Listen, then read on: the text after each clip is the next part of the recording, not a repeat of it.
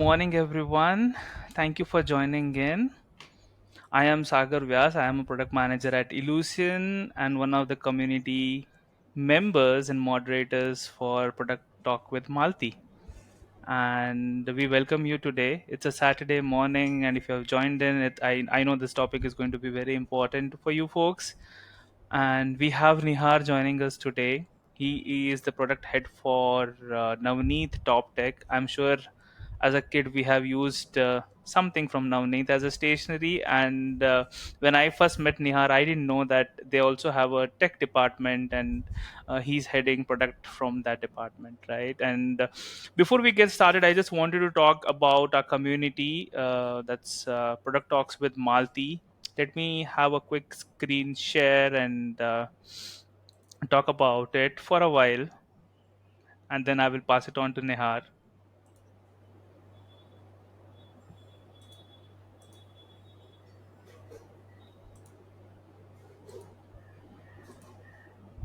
So, friends, we have. I hope you are able to see the QR codes, right? We have this community from Malti wherein you will be able to anything that you want to learn with respect to products, product management, product leaders. You have like-minded folks who join in, talk about product, and if you see Substack, that's where you learn everything about products. There are newsletters which Malti keeps sharing. You have such the conversation we are going to have today and many more conversations. You have it in YouTube. You have a lot of podcasts which are available there, and of course you want to connect to people like more in product management. You are an aspiring product manager, you are in product manager, you are a senior product manager, or you are a leader in product management. I think the community which Malti has, the last one, the WhatsApp community, I think will be a great way to catch up and learn more about it. And we have also started sharing jobs, so product management jobs are also posted there.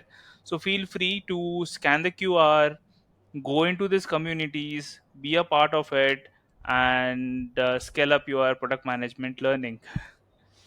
At the end, I will also again share the screen so that if you have missed it now, you can always go back and you know scan at the end. Having said this, I'm now going to pass it on to Nihar for this wonderful conversation. Feel free to put your messages in the chat. We will be checking that out, and we will be answering your questions. If not, at the end, we will have some specific time where we'll be taking up your questions. Over to you, Nihar. Cool. Thanks, Sagar. Hi, everyone. Wonderful to see you up on a Saturday morning. Like Sagar said, if you have joined, then yeah, this topic, at least from the title of what we shared, seems important to you. Just a brief introduction. I am Nihar Pandit. I head the products at Navneet TopTech. It is the tech and product division of the larger Navneet Education Group, a 65-year-old organization who has been in this space of education, trying to transform the way teachers teach and students learn.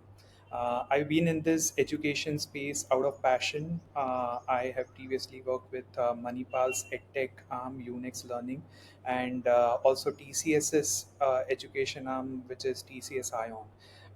Right, and we started as a developer, realized that hey, I need to be business inclined, and that's where I did my MBA. After MBA, I got into landed up into product management. I'm going to share that story as well, which is revolving around one of the topics we are going to talk about Yeah, today. sorry to interrupt. We have messages wherein if you can higher your volume a bit, please. Okay. Yeah, Is it any better? Like, are you able to hear me, Sagar? I am. Let's And see the in the guests? chat. Let's see what Okay. folks are saying. Can you Just give a confirm. thumbs up or confirm, please? Yeah. Is it better? I'm just trying to speak again, just to assure. Are we good? Is it any People are better? still saying feeble. I think we can get started and then maybe we can, see, we can have a checkpoint again. All right, fine. Sure, I'll try to be a little louder. I think that will help. Yes. So let's try to surrogate the lower volume with a higher pitch. And I Okay, would that's also what suggest if product you can manager. wear headphones, friends, I think that also will be helpful. Yeah. Passing on to Nihar. We won't Sure. steal the thunder. No, I think that's what product management is all about: identifying crude solution just in times when your product does not work. Right, so trying to do just that. I hope my screen is visible to everyone. Sagar, if you can confirm if the screen is visible. Yes, Nihar, it is. Okay, wonderful. So yes, folks, I think these are the times in which we live. Everyone around you wants to be a product manager. Whenever a product manager approaches a stakeholder, they will always say that, hey, why don't you do this particular thing in product, that particular thing in product? And you will be always gerrowed by a lot of advices which you will be getting, right?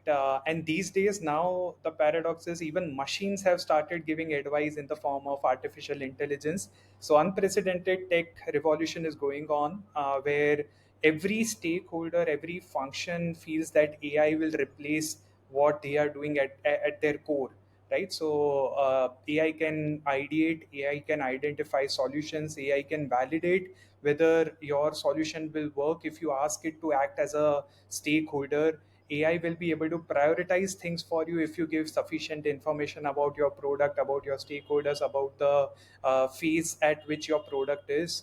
AI will be able to do the coding part, which we have all seen. AI will be able to design things, wireframes, and whatnot, right? So this is the world around us.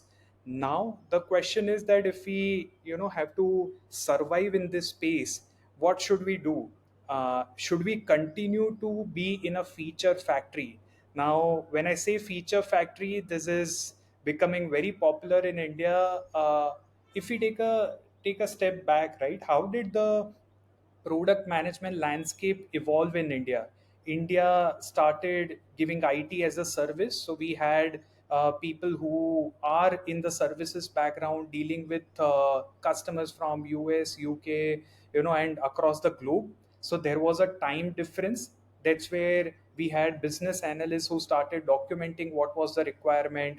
We had tons and tons of documents being generated, being signed off, being validated, agile coming in. And second set of customers which Indian IT services were dealing with were governments. And as in government, there is always the requirement does not stop. Nothing is sufficient, so they'll keep adding more and more requirement. That's where documentation became very important in both these scenarios. One where there was a time and language difference, whereby you had to document a certain thing, have the other stakeholder review, the customer review, and then sign it off that, okay, this is what we want you to build, this is how we want you to build, and this is the priority in which we want you to build. And same went with government out of the just to ensure that the requirements are all bound in a particular document and a scope. The same ITS service people started the product management practice in India, and they borrowed this agile system, the agile processes, and we started building features after features. Now, how were we building it? There is a a meeting which is called. There is guesswork happening that yes, this is where our customers are finding it difficult to use our product, or this is a great idea. In a meeting, using guesstimates, you come up with a feature, come up with a requirement, do a lot of hypothesis, and then immediately start building stuff, right? So you then identify what is to be built. There are certain product owners who will own the list of what all is to be built, and then at the end of the quarter, in the headquarters, people will be reviewing that, okay, what has been rolled out, right? There are a lot of features which you will be rolling out. There are geniuses out there in the engineering teams who will feel that they are adding value, they are adding growth, but in reality the factory is only bringing your graph down. And then at the end of the year, or at the end of your phase, you will be celebrating that, wow, we have built a wonderful product, right? Ultimately your GTM is broken. The product has not reached in its shape and form to the customer in the shape and form which customer wants. You are not speaking about it, and at the end of it, the customer is in a very, very confused state.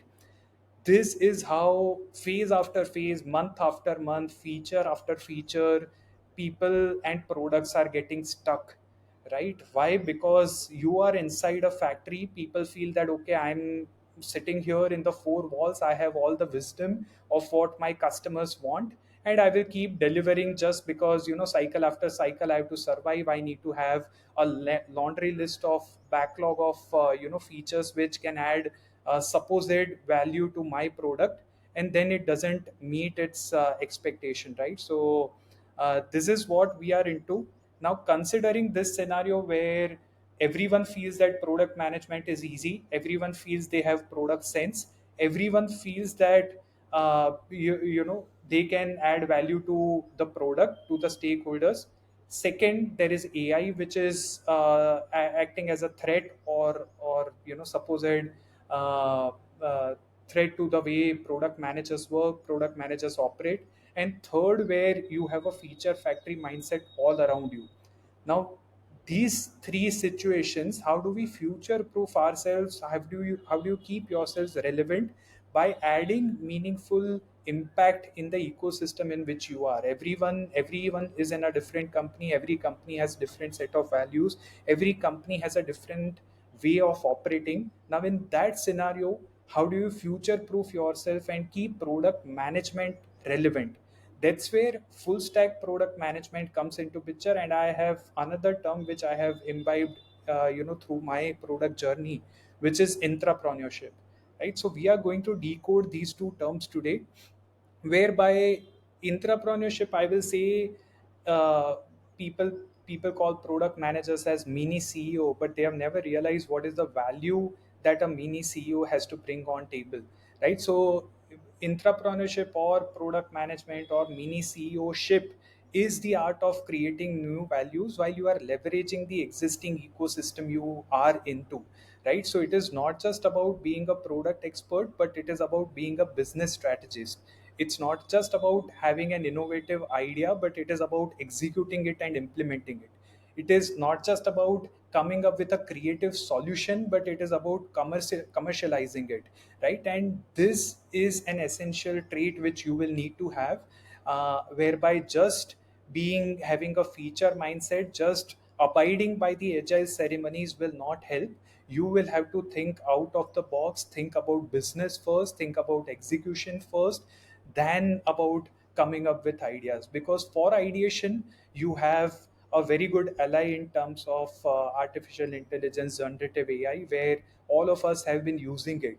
But when it comes to executing it in the ecosystem of your organization, your business model, your stakeholders, internal and external stakeholders, is what makes all the difference, right? So how do you go about it? What are the traits that an entrepreneur needs to have? One, you need to have a visionary thinking, where you have to identify what are the hidden opportunities in terms of your product, hidden opportunities in your industry, hidden opportunities in your business model, hidden opportunities in the gap in which you are delivering your product, hidden opportunities in terms of execution, implementation, right, in the way you support your end customer. Try to identify what are the gaps, where is there a scope of bringing in efficiency. That's the first trait which you need to have as an entrepreneur or as a full stack product manager. Second, you need to have a high agency. Agency is, by its definition, getting things done without waiting for things to be perfect. Things will never be perfect if you are waiting for the marketing team to build a perfect GTM plan, if you are waiting for implementation team to have a perfect strategy, if you are waiting for sales team to position your product right. That is a dream state, right? It is not going to be there at always. There might be certain functions who will be leading, certain functions which will be lagging. So considering, given the scenario that things are not going to be perfect, how do you display ownership, how do you execute things? That is what agency is all about, working with constraints, right? Third is persuasive communication. Now here it's not just about communicating to your stakeholders. I am talking about building the skill of communicating with system, which is the people, and second, communicating with AI. Master the art of communicating, or as they technically call it, prompt engineering. You need to master the skill of how do you communicate with stakeholders, how do you persuade them. See, whenever you identify gaps, the first point which you will encounter is of resistance. Nobody will be able to accept that, okay, this is a flaw in our product, this is a flaw in our process, this is a flaw in the way we execute, because they will always feel that we are executing it, perfectly. You will not be able to communicate and extract the pain problem out of your customer. So you need to have a convincing strategy to put forth the problem in the right way. And second is, you need to have the skill to frame the question correctly so that you are able to extract the right problem statement and juice out of your end users. So master the skill of communication, persuading your internal stakeholder as well as your customers. Very, very essential skill. Third one is resilience, persistence. Now this is again a soft skill. I'm talking about a lot of soft skills and not talking about the hard skill of product management, because honestly, the hard skill is into the process, which ultimately every organization will be following, and you will also ultimately abide by it. Yes, there will be some incremental changes which you will be able to bring, but as humans, when you have a co-pilot along your side as a product manager, there are differences which you can bring using the soft skills, right? Using the skills of execution, using the skill of understanding business, using the skills of strategy which you bring on table. You will have to, while you encounter skeptics, like I said, every time you think about bringing an incremental change, think about adding a value, there will be skeptics all around. So it's very, very essential to convince the skeptics into believers by adding them as the change agents, right? So change cannot be brought by you alone. If you have to bring a change in the way, in the GTM strategy, you will need marketing and sales by your side. If you have to change the way product is implemented, you will have need to have the implementation team as your ally. If you want to bring change in the way the customer support is being delivered, you will need to have the customer support team by your side. So ensure that you bring them aboard. It's never a one man ship which you should be driving. It's always a collective effort which you have to drive, and that's what a CEO does, right? And that's why a product person is believed to be a horizontal player who brings about efficiency and changes and value in the entire ecosystem, in the entire chain, right? And last, be the ambassador of your brand. Think about how you can evangelize your brand, your product in the larger business landscape, right? So whatever organization or whichever product you are a part of, you have to wear it on your sleeves and always try to evangelize it as much as you can. And there are ample avenues to evangelize these days. There is social media where you can go and talk about it. There are forums where you can participate. There is this community where you can come and talk about how you are adding value, ask questions to people who have been there, done that, who are in the ecosystem of product management. So try to evangelize your product, your solution as much as you can amongst your customer ecosystem, amongst the business ecosystem, and amongst the product management ecosystem, right? So this are the set of so as to say, the soft skills which you need to have, right? Second, Nihar, there are set. if I can take a Sure, pause, right? I was just sure, sure. wondering that, you know, entrepreneurship might not be acceptable in all the organizations, right? So True. what's your take on that? Like, if because I know we are all moving towards being a feature factory, and maybe we are still trying to explore the other world. But Yeah. what's your take on organization not supporting this at all? Yeah, I think you're absolutely right. I mean, I have also been in organizations who do not accept entrepreneurship. There will be hardline processes.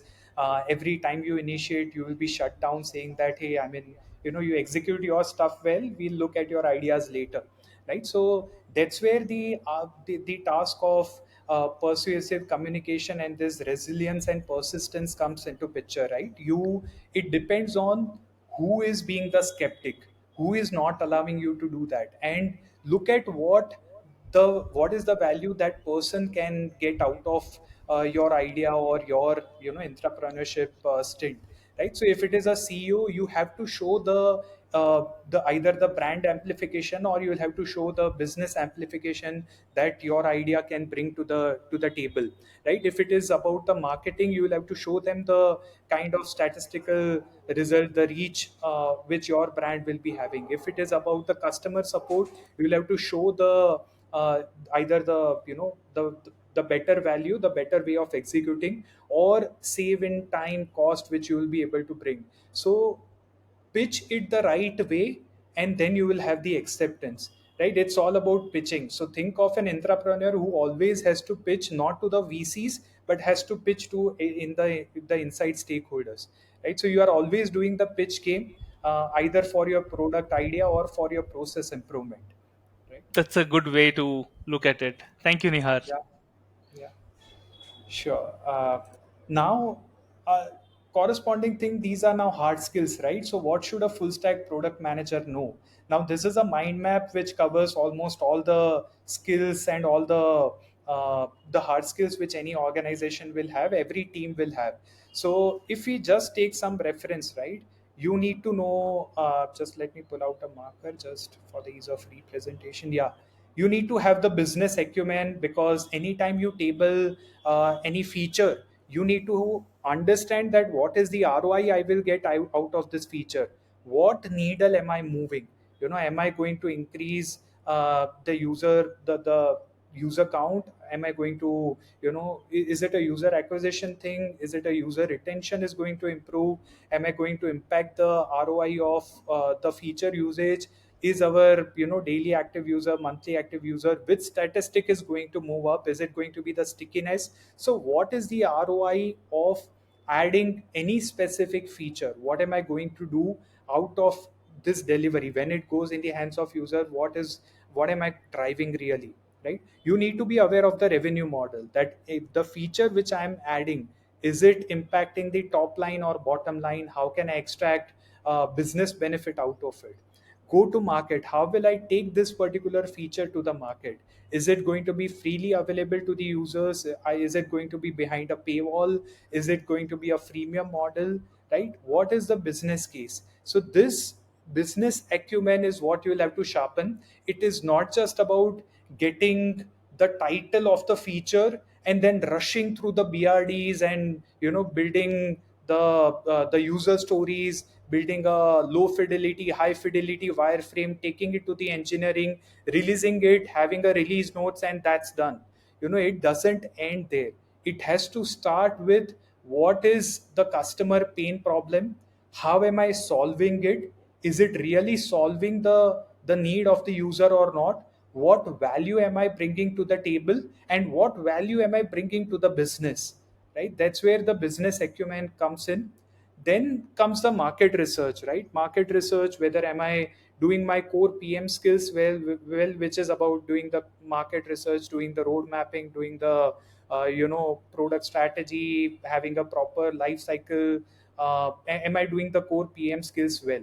Operational excellence, am I doing the right process optimization? Am I doing the right resource allocation or not? Data analytics, data is one of the most important skills which a product person has to master. I don't care if the rest of the organization is data oriented or not, but till the time the product team is data oriented, the product will fail, right? You need to be data oriented. You need to know how to measure the outcome, how which metrics matter to my business, what is my north star metric, what is that OMTM one metric that matters to my business, how do I break it down, and what is the time period that I will target for that metric to be achieved, right? So tracking the performance of your system, having the right metrics defined for your business, very very important, right? Then leadership and communication, you need to have the right skills to collaborate not just with your engineering counterpart but with each and every function. Where we tend to fail is we feel that product managers just need to master the art of dealing with their engineering counterparts or their design counterparts, right? But it is not that.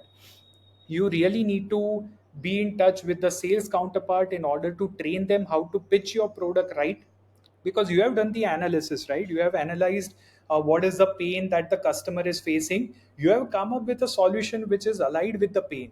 But then if your marketing and sales team is not aligned to talk about the pain and the solution allied to that pain, then the customers will not perceive your solution as the best one, right? You have done all the hard work, but if that hard work and if that solution does not reach the end customer in the required language, in the required shape and form, then you have failed. Your metric will fall apart because there will be no usage. Whatever one metric that matters you were following, whatever time period you were following, it has failed, right? Till the time you align all the stakeholders, right? If you have come up with, if there is a way of using your product but your customer service team and support team does not know it, think about them getting inquiries from your end user and not them not being able to explain it, right? Then what's the whole point of building the feature? You end up being a feature factory, but then the customer is confused, none of the business metrics is moving, and then the organization will be gathering in an annual meet to think about, hey, what's happening really with our product? Why is there no uptake? Why is any business metric not moving? Why are we not able to monetize either in the top line or not able to improve the bottom line, right? You need to have the tech skills as well, the architecture knowledge. uh, Many a times I've seen product people struggling. They say that, hey, I'm not from the tech background, am I at a disadvantage? I say no, I mean, you are not at a disadvantage, provided you master the tech skills, the tech knowledge which a product person needs to know. You are not expected to code, you are not expected to design an architecture, but you should not be fooled by a technical counterpart who will say that your idea is valuable but it's not feasible. And for that, whatever bare minimum technical knowledge you need to know, you need to master it, right? And there are ample resources out there. This is a community where people talk about, is there a playlist, YouTube playlist, which I can watch in order to master the basic tech skills? Is there a podcast which I can listen to? And we do recommend, right? There are members who do recommend them. What are the videos you can watch? What are the podcasts you can look into? What are the books and blogs which you can read, right? So ensure that you have sufficient technical skills in order to deal with your technical counterparts, in order to negotiate with them. Because whenever you encounter that, hey, this is not feasible, you should have sufficient knowledge in order to tell them that if we make it work this way, it is feasible, or we have already done that in the past in some or the other product of ours, in some or the other feature of ours. And the same thing, if you extrapolate and apply it here a little bit differently, then you'll be able to do it, right? So that technical skill is also important. So if we summarize full stack product management, it is not just about the core PM skills. Most of us as early product managers stop here. We stop at mastering this, which if we look at the T architecture, right, it is just about the vertical part of the T shape, right? But the horizontal T shape is what you need to master equally. And that's what full stack product management is about, where you need to have operational excellence, you need to have business acumen, you need to understand technical domain, the architectural knowledge, you need to master the art of leadership, master the art of communication, persuasion. You need to be master of the data, because all the functions, if you need to bring process efficiency, that's by looking at the data. If you need to bring a feature in order to uptake the usage, data will talk to you, right? There are ample features out there in popular products which were built not by talking to the customers but by looking at the data. Make it a practice to start your day or end your day by just staring at your product's data. Just by staring it day after day, weeks after weeks, months after months, you will come up with some insight which will be talking to you a story that, hey, this is what we need to produce. Does not mean that you stop talking to your customer, that is equally important. But you will be able to identify a problem by either talking to your customers or by looking at the data, right? So we do one part well, which is talking to the customers, but we don't do the other part well, which is by looking at the data. Every data tells you a story, right? And that story tells you what is to be built, why it is to be built, when it is to be built, why how it is to be built, right? So this is the importance of being a full stack product manager, because many of your core PM skills you will be able to leverage AI beautifully. AI can do great market research because it has access to the data which as human you might not be easily able to access. It will do road mapping well if you just give it the information about your product, about the industry you are in, about the phase at which your product is. It will be able to chart a beautiful product strategy if you have given it all these information well about your users, about your product, about the features you are in. It will be able to help you with the entire product life cycle, which is coming up with a BRD, coming up with user stories, coming up with the entire part of wireframes. It will do all that life cycle elements quite well. So then what do? You extract, you leverage those AI tools in order to create bandwidth for yourself, and then get into the rest of the full stack aspects which you need to do, right? So you bring in efficiency in your core PM task by leveraging tools and AI softwares, and then create bandwidth in order to think about the rest of the aspects, right? Now this is my own principle which I have come up with out of all these years of experience. I simplify it by calling it the ABCDE of product management. Why? Because all of us get stuck at the F, which is features, but all the five elements before it we tend to forget, right? Agency, we have spoken it about it just a while ago, where you have to discover solutions without waiting for conditions and situations to be favorable. That hey, let me think about it when my marketing does it well. I'll not think about how I take my solution to the market or what should be the communication strategy. I leave it when my marketing team is well set, right? Or I will leave it the data part to my data intelligence, business intelligence team. It is not my job. I'll take a look at data when they have done their groundwork. I will add value then. No, it doesn't happen that way. You need to have high agency. You need to take things even when situations or business is not favorable to you, right? Second is business alignment. Always your actions, your initiatives, the outcomes you are trying to drive has to be aligned with the business goals. Otherwise, what's the point of taking any initiative if it is not aligned to the business goals which are there, right? And most of the business leaders, they take a lot of effort in order to communicate what the business goals are through newsletters, through some town halls and stuff like that.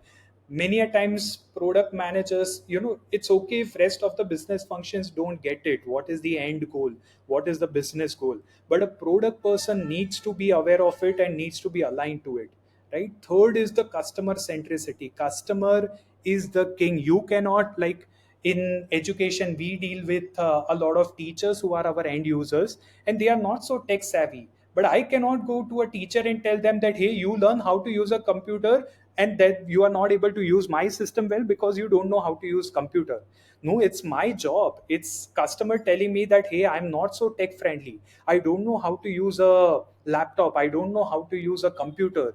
You need to create a system which is so lucid, so easy to use, that my technical illiteracy does not hinder my path to use your product, right? So being customer centric is very very important.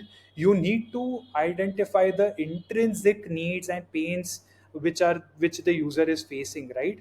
Extrinsic one, it's quite apparent. I mean, you talk to the user, you do a survey, and you will be able to identify it. But the intrinsic hidden motivation will help you solve for the larger set of your audience, right? And how do you identify that? I mean, many a times, out of my own experience in education, I go and tell the teachers, I don't directly go and ask them that, hey, what is your pain area? No, you'll not get your answer, but you will be able to identify it by telling them that here is my product, you have been using it in front of me, just start using it, right? So I'm just observing you, I'm a silent observer today, just sitting in a class, sitting on the last bench, which honestly I enjoy doing. So you sit on the last bench, observe how the class is being operated, how your solution is being used, how the primary audience, which is a teacher, and the secondary audience, which is your student, how are they reacting to your product features. And their reaction, if the teacher struggles to navigate to the to the feature, you will be able to understand that, hey, I've messed up the user experience, I messed up the UI, if they are not able to click to the bare minimum and land to the feature where they wanted to arrive at. If your students are not reacting to the videos well, you have failed as a business, right? Many a times, many of my team members used to go back saying that this is content team's problem, academic team's problem, they have come up with a video, but how will they know that this is a pain area? You have to tell them this is the pain area, right? You have to take that observation back to them. That's where agency comes in, that's where business alignment comes in, that's where customer centricity comes in, right? It is in front of you that there are students who are yawning at your video, but if you don't take it back and say that, hey, this is not my problem, hands up, that doesn't work, right? Then data orientation, be obsessed with looking at the data and extracting insights out of it for your product and the business at large, right? If my Crashalytics is talking to me that my app is crashing every now and then, and I'm expecting that, why have my 70% of my students not downloaded my application.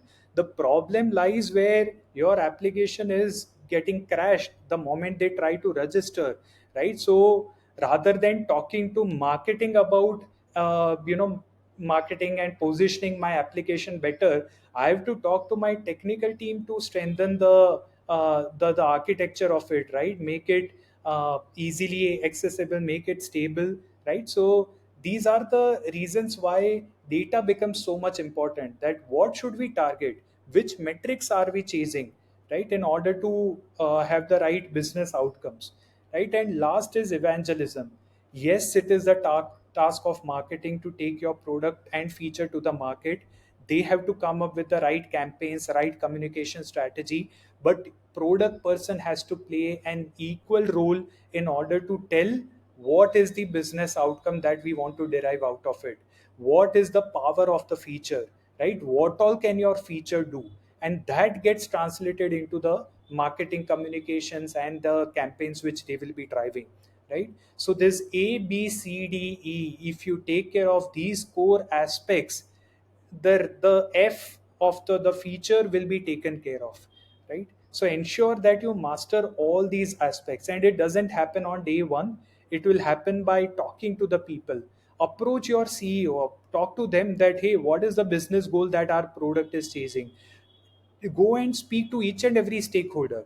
Go and talk to your sales head, that what is the target that you are chasing, where are you getting stuck, what is the market reaction when you pitch our product, how are you pitching your product? I want to accompany you to a sales pitch which you are going to do. I want to go and do the field visit one day alongside your sales counterpart. Accompany them. They will enlighten you to how what is the customer reacting, what are they talking, how are they perceiving our product. Same goes when it is a D2C product. Tell the marketing team that I want to be a part of the campaign we are designing, right? Go and talk to the inside sales team. Tell them that I want to be a part of the customer call which you are going to take, right? The first call where you are going to talk to the customer. Listen to the recordings, right? You will be surprised, and you will come across so many pain areas just by doing this exercise. One day in a month, I want to be aligned to the business, and be associated with the customer. So have that one day in a month part for just this exercise. Spend time with your implementation team, that, hey, I want to be a part of one customer onboarding, end to end onboarding, which is doing the setup on the system, which is going and doing the training for the customer, you will realize that when you go about implementing yourself, setting up a customer yourself, you will feel the pain and you will be able to empathize with your implementation team, right? That hey, I have built it assuming that onboarding a customer is so easy, but when half baked half cooked data comes from the customer and I have to juggle, clean up the data, onboard it to onboard half of the customer flows first and then do an iterative onboarding cycle, it's very very difficult.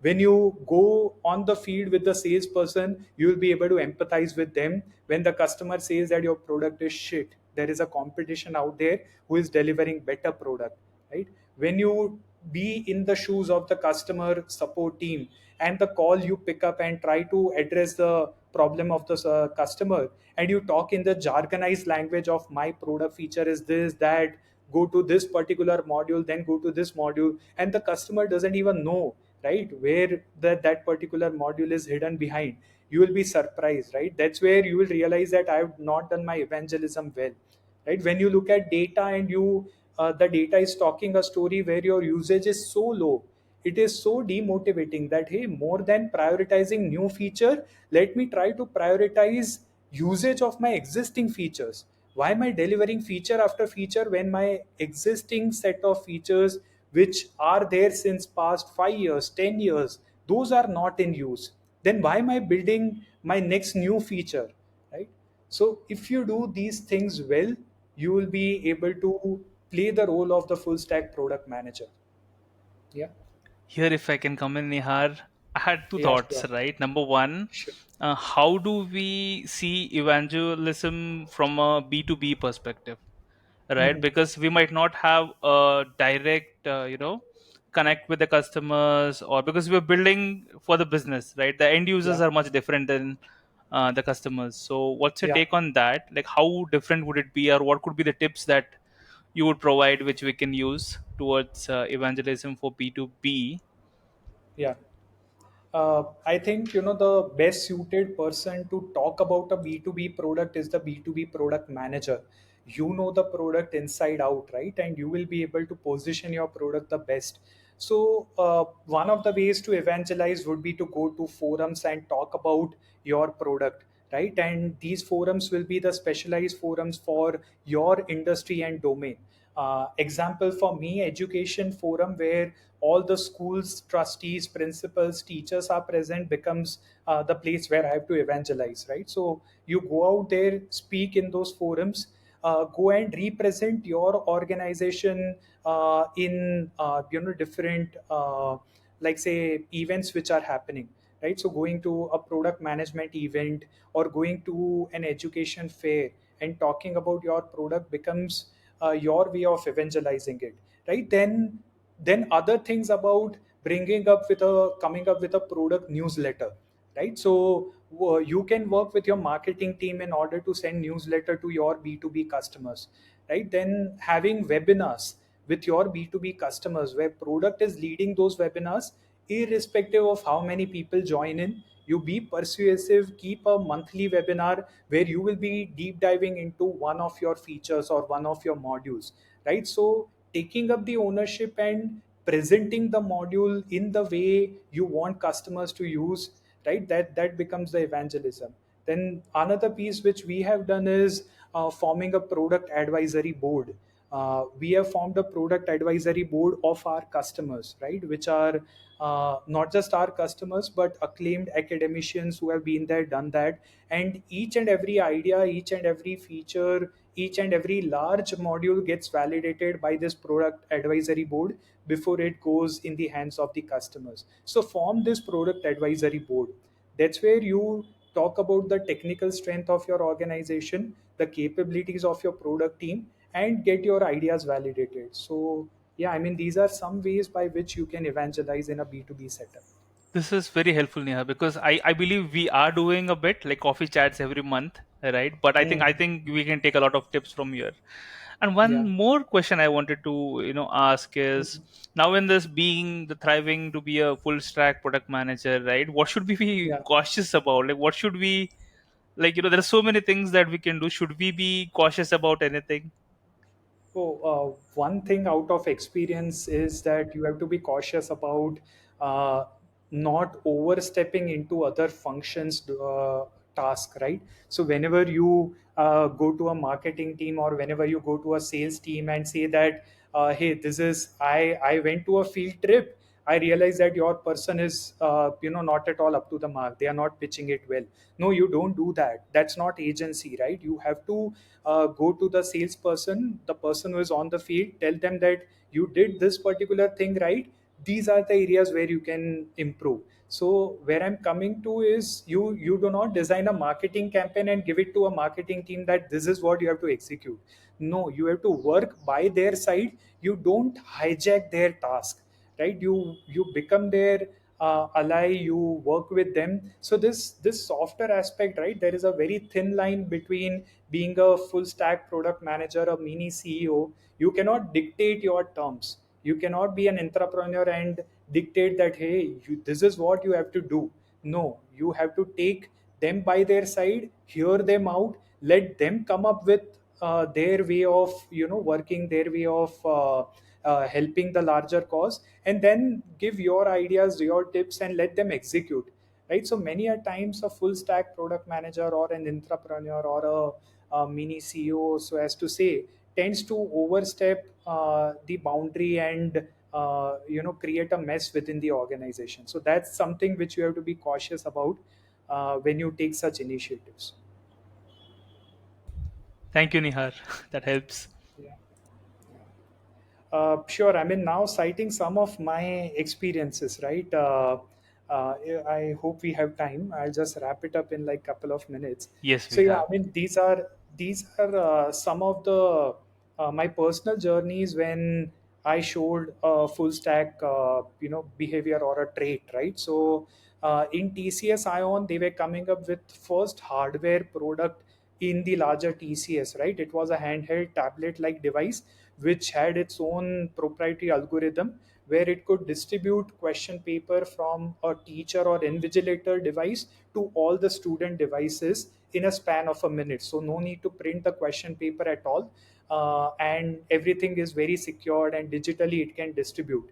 Now this was the product I was shown. Just that you see this product how it operates. We are coming up with it. No agenda, nothing I was told about how I can play my part. But I was so fascinated by this device and the product and its capabilities that I built an entire roadmap and a business plan about this product, took a week's time, and then went and pitched it to the person who was owning this entire business, right? I told him that, why not just distributing the question paper? Why can't we collect the answer sheet, and the invigilator device has a camera, we scan it and we can digitally evaluate it, right? Why can't we digitally distribute the OMR bubble sheet as well? If we are eliminating the question paper, why can't along with the question paper we distribute the OMR sheet inside the device, keeping the same look and feel of a bubble sheet where they have to long press an option in order to register a response, right? This and multiple other use cases. Why can't we take an attendance on the device, right? So these are the use cases which I could think of. I tried speaking to a couple of institutions head, and then they also validated that yes, this device is good, your hypothesis is correct, these will be a good value add to the device, making it an entire ecosystem. So took it to prepared an entire business plan and took it to the stakeholder, right? And then I was given the responsibility to head the product, and just because of the ownership I showed, and then in 9 months we were able to deliver about 11 million users, just because these use cases made so much sense and it created an entire ecosystem and even the customers vouched for it, right? Second example is, we 2020 Japan had to conduct summer Olympics, and it mandated for its all the entire larger citizens to master the art of English language skills. But who will evaluate? We don't have English language experts. So that's when on the visit itself, with a team, we ideated that why can't the evaluation happen from India? If TCS could disrupt IT as a service, can they disrupt evaluation as a service where teachers from India will evaluate the spoken assessment of a Japanese student, right? So we established a complete line of business, right? And today it's making upwards of 50 crores top line for TCS Ion, right? So that's the kind of agency and full stack ownership which you show.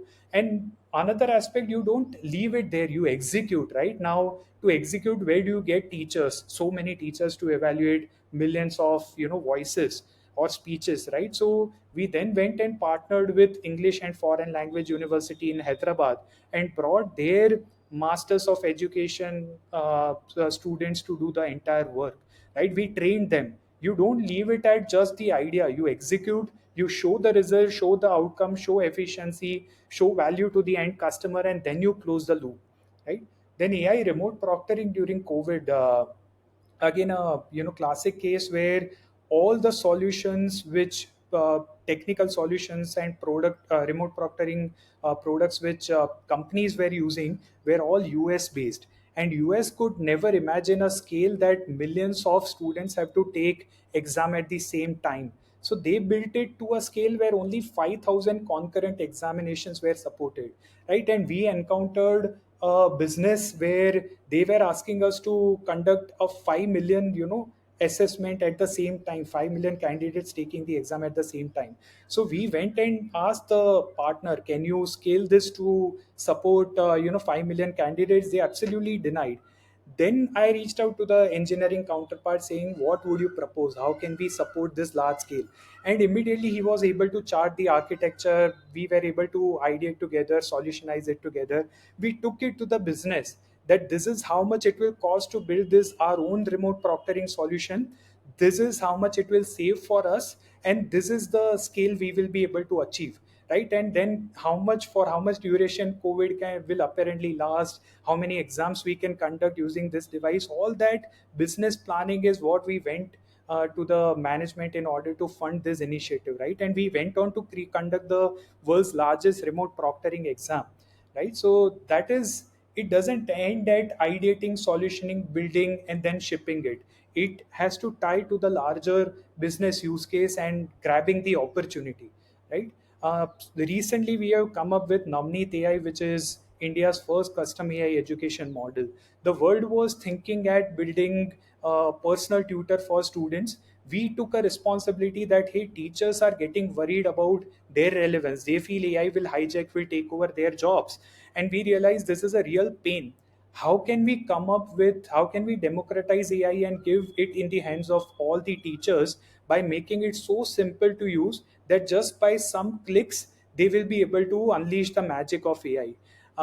This is, we validated it with a lot of teachers. They said, yes, we fear AI, and if you are able to give a simplified AI but responsible AI in our hands, we'll be able to use it. So then we started to digitize Navneet's content, which we have developed over 65 years, fine tune the model just with Navneet's content, cut it off from the junk internet resources, created some whitelisted resources, came up with our own, model after all the data cleaning, fine tuning, vectorizing the data, built our own model, gave it in the hands of teachers to help us understand whether it is accurate or not. Once we touched cross 90% accuracy, we took it to the schools, teachers, trained the teachers. It doesn't end there, right? My task or the product team's task is just to build a platform. They have built the Navneet AI platform, but then you have to go and conduct teachers training. We went ahead, we conducted training for 10,000 plus teachers.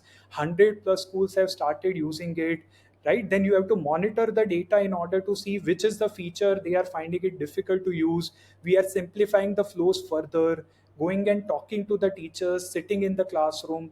It is end to end exercise, right? You have to train your internal implementation team. What is the value that marketing team communicates to the outside world? All of this is very important, right? So that's what a product person is supposed to do. Now, how can you sharpen your entrepreneurial or full stack product manager quotient? Build a very strong business foundation. Understand what business your company is into. Try to speak to all the stakeholders. Once you understand what your business is, then you understand how different functions are operating. Very, very important for a product manager to understand. So build a very strong business foundation, master the skill of communication and collaboration. This is one of the most important soft skills that a product person needs to have. You need to persuade your internal stakeholders, your customers. You need to collaborate with them, and last but not the least, build your entrepreneurial portfolio. Build such cases where you have shown that you have handled the entire full spectrum of product management and you have delivered result. So build such portfolio, and then you will be able to scale the ranks and cycles of product management and be relevant even when a technology like AI comes up. So yeah, that's the last from my side. I think in there was just a quote which I had put up. In the in the world where AI can change everything, be the one who decides what is worth doing, when it is worth doing, and how it is worth doing. Yeah, so I think that's it from my side. I hope this was valuable. Another QR code for you to scan and reach out or connect with me, right? But yeah, if there are any questions, we can take them up.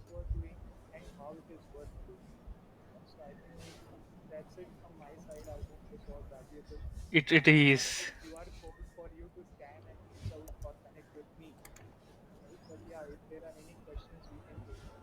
Yes, friends. Thank you, Nihar. I think it was wonderful. And the folks, feel free. We will stay back for maybe around 5 to 10 more minutes. If you have any questions, feel free to drop it in the chat section. Hmm. And meanwhile, there's one from my side, Nihar, right? Like I see there are many Hmm. newcomers or the people who are just getting into product management, right? So, as someone just starting out, how do you think they should build confidence in making product Yeah, I decisions, think right? it's And gradual. It will not happen like in the because first they go. might not have the domain So it's a knowledge, gradual right? So process whereby you how should start they looking at. See, I think build up where their most business organizations fail acumen is or not all the everyone will be so ABCDE data that we saw? oriented and skilled to look at the data. So in order to strengthen your case, you have to back it up with data, right? So that is one of the skills which you can do. And second is collaborate, talk to a lot of stakeholders. Just for the sake of understanding business, you will understand it only if you hit the ground or if you speak to the people who are driving it, right? So that these two things, one, look at the data or speak to the people who are driving it, speak to your customers. That's when you will, I think, learn it firsthand.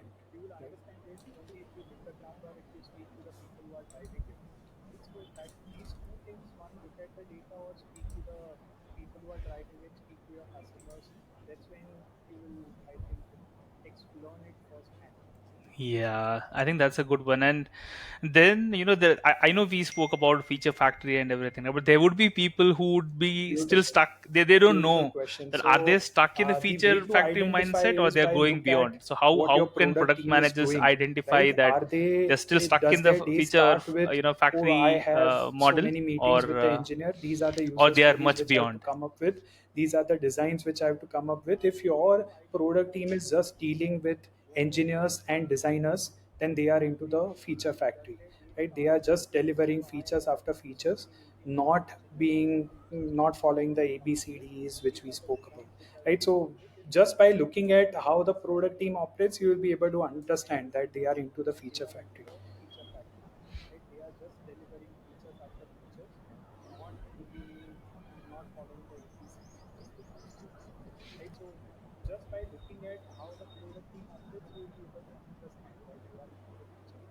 Absolutely. So Two there are a few things. There are questions in two the chat as well. definitions. This is One, there one are from product Abhishek. managers out there So I who have a are domain question: what is agnostic, and importance there are of product interest in managers domain who when are you want deep to into a work in product particular domain, management? Like right? So you you are into decide which education way you want domain, you are to very go. much If connected, you, while you start your right? product career and you keep switching, initially you can switch across domains. Once you have identified that, hey, this is the domain to which I closest relate to, then you can go deep into it. But I think even if you, throughout your career, if you remain domain agnostic product person, you still need to master the art of quickly understanding that industry or the domain, right? And I would say you will do justice only if you yourself understand that domain well, because otherwise you will not be able to empathize with the customer, not be aligned with the business, not understand what is going on, and then you'll not be able to deliver the value. So out of all the stakeholders, I think product people have to be able to relate with the domain the most after the CEO.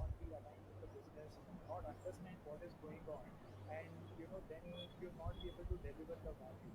So out of all the stakeholders, I think product people have to be able to relate with the domain the most. Yeah. After Agreed. non-obvious skills, I There's one think more from couple of Shrikant. them. So he's like, I what think are some non-obvious so. skills that you have found Critical invaluable thinking as a full stack is very PM? very Things that aren't usually relevant listed in and job much needed descriptions. when you think of a full stack product manager. Then things like communication these days is not listed, because people feel that okay, if I have a skill to talk in English, I'm communicating well. But no, as a product person, it is not about how you communicate, but what you communicate is very very important, right? And third is, I think, empathy, which is not important. Empathy not in terms of the social skill which we have, like not empathizing with human beings, but empathizing with the customer and the stakeholder, right? Because I many times I hear our sales team is not efficient. But have you been to the field, or have you been to a customer call in order to pass that judgment, right? So being empathetic and not passing judgments is a skill which is very important. Many times I hear our sales team is not efficient. But have you been to the field, or have you been to a customer call in order to pass that judgment, right? So yeah, I think there are a lot of theoretical definitions out there, but yeah, That's product great. And sense, how this I last define question it from is Pranjal. um, And uh, how do you is define the product is the sense and art keep building on to it? identify intrinsic needs or pain of your customer, and the art of coming up with the right solution, right, to solve that intrinsic pain. I think that's very very important, and that's the product sense, which I how I define it. Customer, and the art of coming up with the right solution, to solve that intrinsic pain. I think that's very very important. That's the product sense, which I how I define it. Perfect. I think any more questions, feel free to put it in the chat. We're Yeah. coming towards the end. Let me share my screen. I hope you are able to see my screen with the QR codes.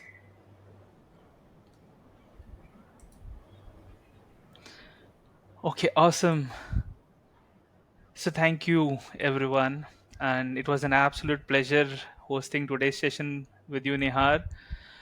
And it was a conversation packed with real, thought provoking insights on what it truly means to be a full stack product manager. Right. From reflecting on how we often operate as a feature factory, rethinking what it means to be the CEO or the mini CEO of the product. Today, I think it was a reminder that building products isn't just about delivery, right? It's about understanding the problem deeply, sharpening our business acumens, building with empathy, and staying close to what we create and give value to what we create. And one line I think which is going to stay with me is stare the data and it will eventually tell you a story. Right. And we are often, as you rightly told, Nihar, I think we are all often chasing the F, the feature, right? But I think ABCDE is equally important and critical. And I would say huge thanks to Malti for giving the opportunity and for creating this space where product minds can connect, learn, and grow together. So in the screen you can see there are three QR codes. One is for Substack, that's the newsletters with respect to product management. The wonderful conversation that we had today and many more are treasured here in the YouTube channel. Feel free to scan and subscribe to the channel. You will soon find the recording of this conversation also in the same channel. And finally, as Nihar told, that you can connect with different product managers, you can learn from different product managers. If you're an aspiring PM, or if you're already a PM and we're just starting, or you're a senior PM, PM leader. Feel free to join in the Yeah, yeah, community, yeah, share your absolutely. thoughts. And we have recently Very, started very job resourceful, postings, and I so think everyone is more if you are inclined towards very that. serious We also about have product that happening. management, all So of this feel is free to important, connect right? to any of Learning this. through the I right would say all resources, of these listening to people who have channels, been there, done that, and last right? is just So having a conversation with like-minded people. So all three things are very vital. And thanks for enabling this medium. I mean, to you, Sagar and Malti. Yeah.